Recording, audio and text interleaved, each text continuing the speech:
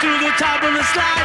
Well, I stop and I turn and I go for a ride. Till I get to the bottom and I see you again. Yeah, yeah, yeah. But do you, don't you want me to love you? Hello and welcome to my new show, Hashing It Out with Paul Hash. The show where I ask the questions that everyone else forgot to ask.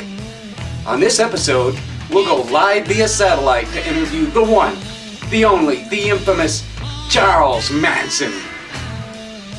Roll it! Okay, I gotta ask Charlie, the Beatles' White Album was a major influence on you. You've discussed Lennon and McCartney's Helter Skelter and Sexy Sadie, and even George Harrison's Piggies. Do you feel any remorse that you haven't given Ringo any credit for anything? Remorse for what? You people have done everything in the world to me. Doesn't that give me equal right? Charlie, what about the fact that if you had played more of the Monkees instead of the Beatles, maybe the Monkees would have went on to become a lot bigger than they actually were?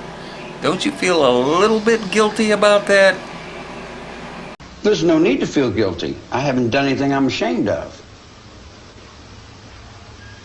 Maybe I haven't done enough. I might be ashamed of that, for not doing enough, for not giving enough, for not being more perceptive, for not being aware enough, for not understanding, for being stupid.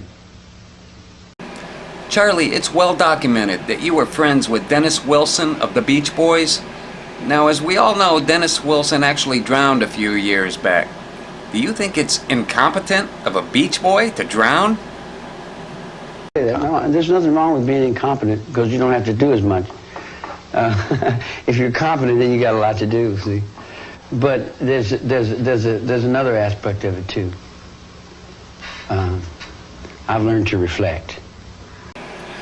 Charlie, there have been unsolved murders that have been attributed to you, and I think what everybody really wants to know is, have you ever killed a midget? Anyone! I don't need to kill anyone! I think it.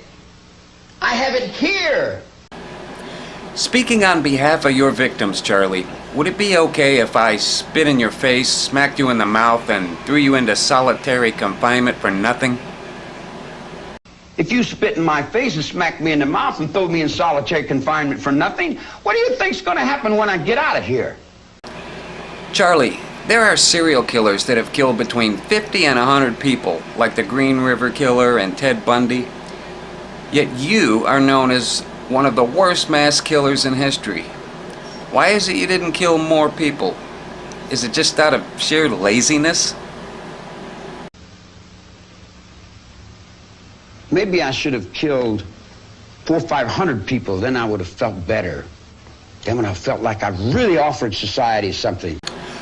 Charlie, I gotta say, I'm getting the feeling that you'd love to kill me right now, and I'm also getting the feeling that it has something to do with these shades and this hat I bought at the drugstore.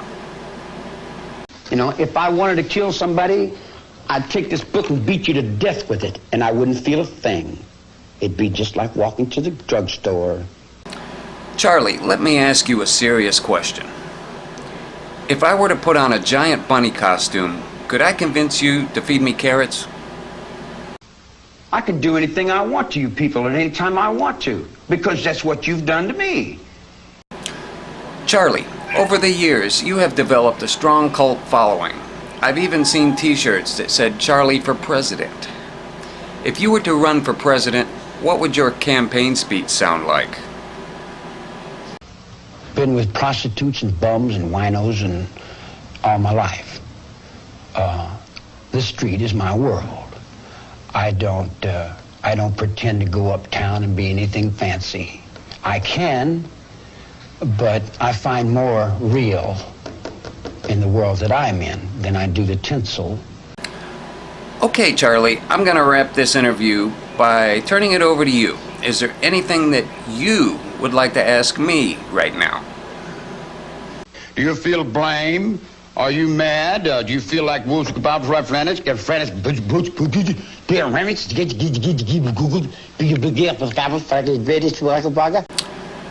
Yes. Yes, Charlie, I am. And I want to thank you for clearing that up. You're trying to tell me something. I want to thank all of you guys for watching my new show. Please feel free to share or leave comments, and don't forget to look out for the next episode of Hashing It Out with Paul Hash.